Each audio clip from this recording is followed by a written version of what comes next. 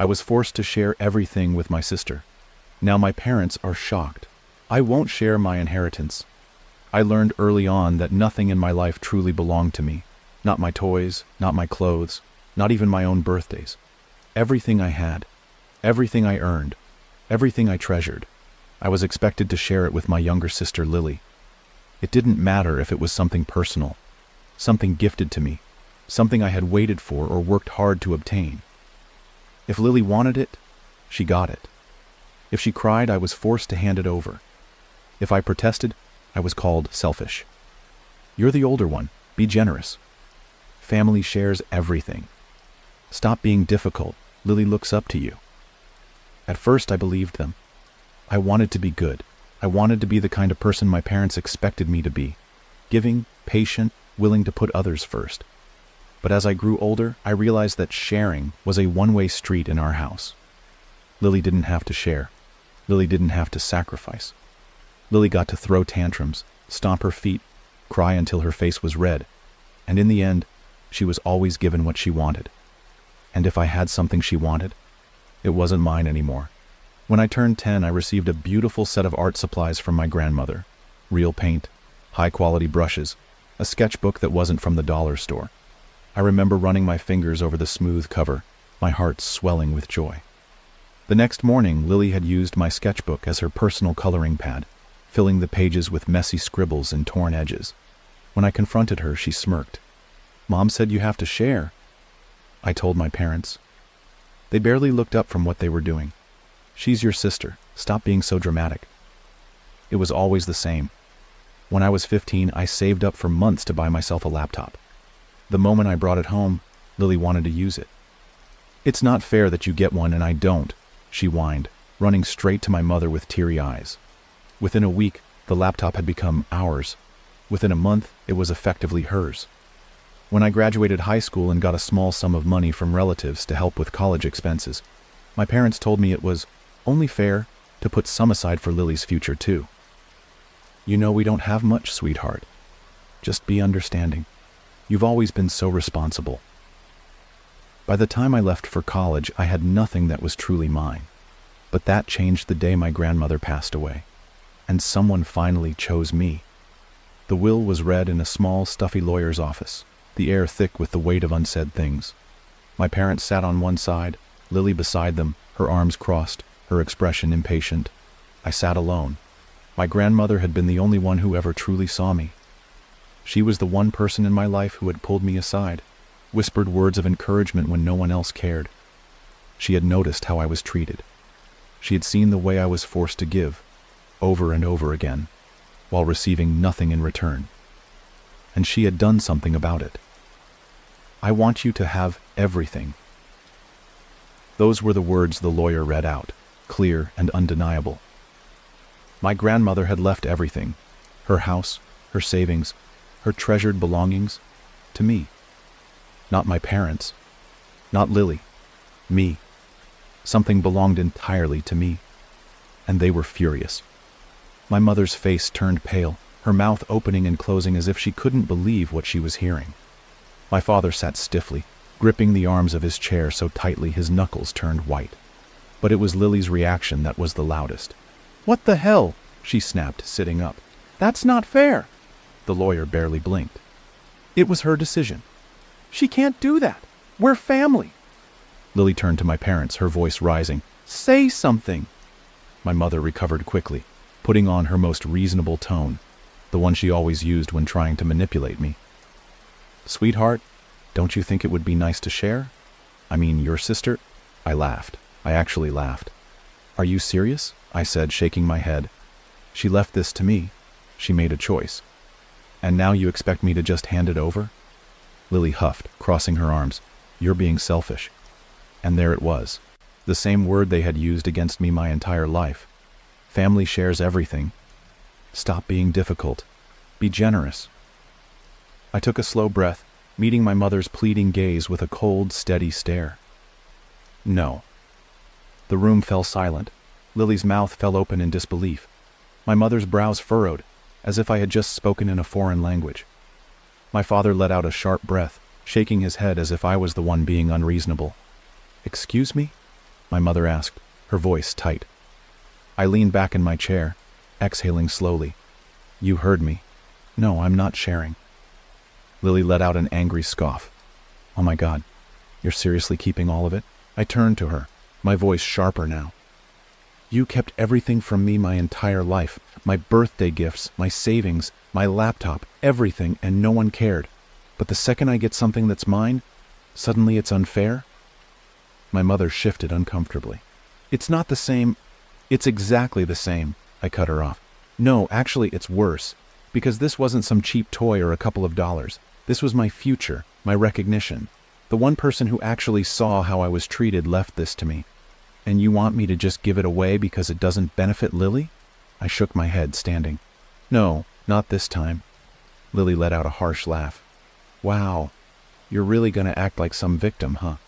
Maybe Grandma left it to you because she felt sorry for you. I exhaled sharply, tilting my head. Maybe she did. And that was the worst part, wasn't it? She had pitied me. She had seen the way they treated me, the way they dismissed me, the way they let Lily take from me over and over again. And she had tried, for once, to set things right. But they didn't see it that way. To them, it was just another thing I was supposed to share. Another thing Lily was entitled to. My father sighed, rubbing his temples. We're just saying you don't have to be so harsh about this. I let out a humorless laugh. No, you're saying you don't like that you can't control me anymore. Silence. I turned toward the lawyer. Is there anything else I need to sign? He shook his head. No, everything is legally yours. I nodded, then glanced back at my parents and Lily, taking in their expressions. Anger, frustration, disbelief. I had the power. I picked up my bag, slinging it over my shoulder. Then we're done here. My mother's eyes widened. Wait. I walked toward the door, pausing just long enough to turn back. You spent my whole life teaching me that I wasn't allowed to have anything of my own, I said quietly. You made me believe that family meant sacrificing everything for Lily. I met my sister's furious gaze, my voice cold and steady. Now you know what it feels like. And with that, I walked out. I expected the backlash. I knew my family wouldn't just accept my decision and move on. That wasn't how they worked. They weren't used to hearing no from me. They weren't used to being denied anything, especially Lily. For years they had taken whatever they wanted, demanded more, and expected me to comply. So, of course, they wouldn't let this go. But what I hadn't expected was just how far they would go. The messages started the same night I walked out of the lawyer's office. My phone buzzed relentlessly. Missed calls, texts, voicemails stacking up faster than I could ignore them. My mother was the first to try, her tone carefully measured in the beginning. Sweetheart, let's be reasonable. Your sister is upset, but we can fix this. Come home and let's talk about this properly. I didn't respond. Then came my father, his words clipped, impatient. This is getting ridiculous. You're making a big deal out of nothing. We're a family. We don't do this to each other. I laughed at that one. We don't do this to each other? What did he think they had been doing to me my entire life? Then, predictably, Lily sent her own message. Wow. Really? You're this petty? I hope you enjoy your stupid house and stupid money because you just lost your family over it. Hope it was worth it, bitch. Ah, there it was. The real Lily. The one she didn't bother hiding anymore. I put my phone down and let the messages pile up. Let them rage. Let them scream. Let them feel the rejection for once. I didn't owe them an explanation. I didn't owe them anything. But I should have known they wouldn't stop there. Because when words didn't work, they tried something worse. The first time my mother showed up at my house, I wasn't even surprised. I had inherited my grandmother's house, a beautiful old home in a quiet neighborhood filled with memories of the only person in my family who had ever truly loved me. I had barely settled in when the knock came, sharp and insistent, breaking through the peaceful quiet. I sighed, setting my coffee down before heading to the door. I debated not answering, but I knew my mother well enough to know that ignoring her would only make her escalate. I pulled open the door. There she stood, arms crossed, wearing the same expression she always had when she was about to tell me why I was wrong about something. "Mom," I said, my voice flat. She didn't waste time with pleasantries. "We need to talk." I leaned against the doorframe. No, you need to talk. I'm just standing here. Her lips pressed into a thin line. Don't be like this. I arched an eyebrow. Be like what? So cruel. A bitter laugh escaped me before I could stop it. Cruel? Cruel? That's rich coming from you. She exhaled sharply, trying to compose herself. Listen to me, honey. I know you're upset. I know you think we treated you unfairly. Think? I interrupted, my voice cold. You think I was treated unfairly? Her expression faltered, but she recovered quickly. That's not the point. The point is, this situation isn't fair to Lily. I felt my jaw tighten. Isn't fair to Lily, I repeated slowly, letting the words sit between us. You mean the way my entire childhood wasn't fair to me? She groaned in frustration. This is different, is it? I asked, tilting my head, because it sounds exactly the same to me. My mother shifted her weight, clearly getting impatient. You don't need all of this, she said finally, gesturing around us. The money, the house, it's too much for just one person. Lily, I held up a hand. Stop. Just stop. She froze, blinking. You don't get to say that, I said, my voice deadly calm. You don't get to decide what's too much for me. You don't get to come here and act like you have any right to anything my grandmother left me. Her mouth opened, but I wasn't finished.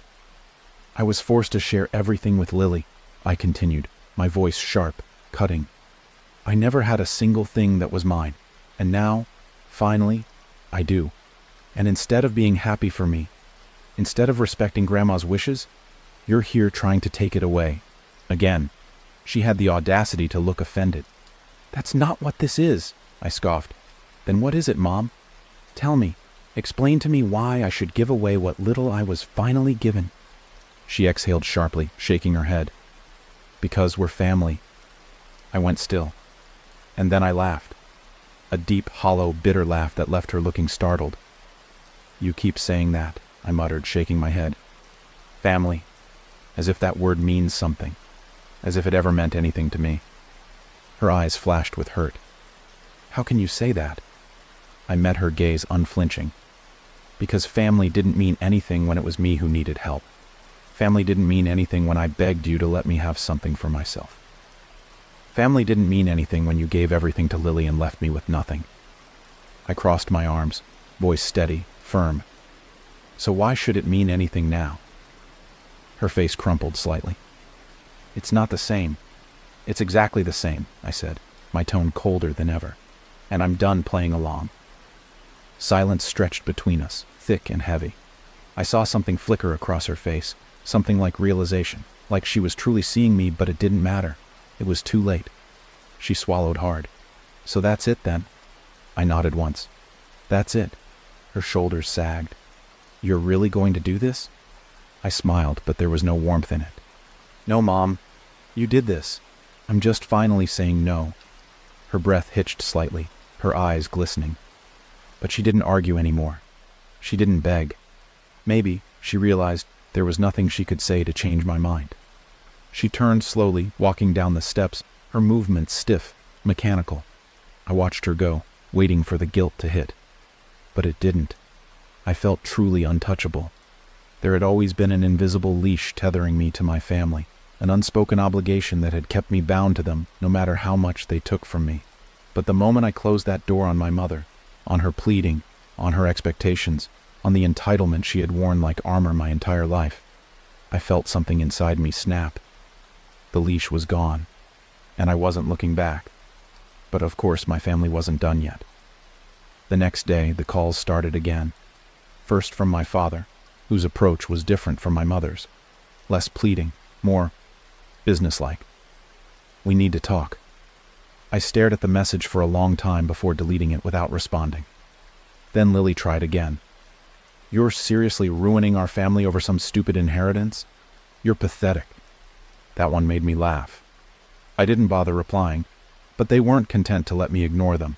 They weren't content to let me win. So they tried something else. They tried to take it from me. The lawyer's call came that evening. I was halfway through dinner when my phone rang, the sharp buzz cutting through the quiet. I debated letting it go to voicemail. After all, I wasn't expecting anyone. but something told me to answer, and I was glad I did. "There's been a legal challenge to the will," the lawyer said, his voice calm, controlled. I set my fork down, my grip tightening. "From who?" "Your parents and sister." I wasn't surprised. Angry? Yes. But surprised? Not at all. My family had never accepted the word no from me. They had spent my entire life enforcing their will over mine, taking what they wanted, convincing themselves that they had every right to do so. So, of course, the moment they realized they couldn't manipulate me, they tried to force my hand instead. "On what grounds?" I asked, my voice eerily calm. The lawyer sighed. "They're claiming the will is unfair, that your grandmother wasn't in her right mind when she wrote it, that she was pressured or manipulated." I clenched my jaw. "That's complete bullshit." "I know," he said, "but they're pushing for the inheritance to be split evenly. Even now, I could hear them in my head. It's only fair. Family shares everything." I let out a slow breath, keeping my voice level. "What are our chances?" "High," the lawyer assured me. "Your grandmother had everything properly documented. Her mental state was reviewed. There's no real case here. They're just trying to pressure you into settling." Pressure. That's all this was. Another game. Another attempt to get me to bend, to make me feel like this wasn't worth the fight. I closed my eyes for a moment, inhaling deeply before exhaling slowly. "Let them try," I said. "I'm not giving them a damn cent." The legal battle lasted months. Months of paperwork, of legal filings, of my family trying every angle they could to discredit the will. I saw the full depth of their entitlement then, the sheer lengths they were willing to go to just to take something that was never theirs to begin with. They painted me as greedy. They called me ungrateful. They told everyone who would listen that I was tearing the family apart. And I didn't flinch. I had spent my entire life being forced to give. And this time, I wasn't giving anything. The court saw through their lies, just as my lawyer had predicted. The case was dismissed. The will stood. The inheritance remained mine. And my family, they were left with nothing.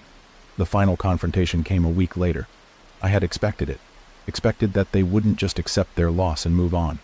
And sure enough, my father showed up at my doorstep, looking older than I remembered. He was the only one. No mother. No Lily. Maybe they had finally given up. Maybe they had sent him as their last attempt. Either way, I let him in. Not because I owed him anything, but because I wanted to see if, after everything, he had anything worth saying. He sat down stiffly in my living room, his hands clasped together, his expression unreadable. He didn't look at me right away, just stared at the floor as if he was gathering his thoughts. And then, finally, he spoke. "Was it worth it?" I let out a slow, bitter chuckle. "Was what worth it?" He met my gaze, something tired in his eyes. "Burning every bridge with your family over money." I exhaled sharply, shaking my head. "Wow.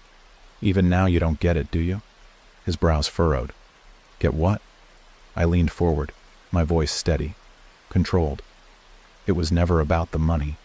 He frowned. "Then why?" I laughed, but there was no humor in it. Because for once in my life, I wasn't going to let you take something from me. For once, I wasn't going to be the one forced to share, to give, to sacrifice while Lily got everything she wanted. This wasn't just an inheritance. This was the first thing that was ever truly mine. His jaw tightened.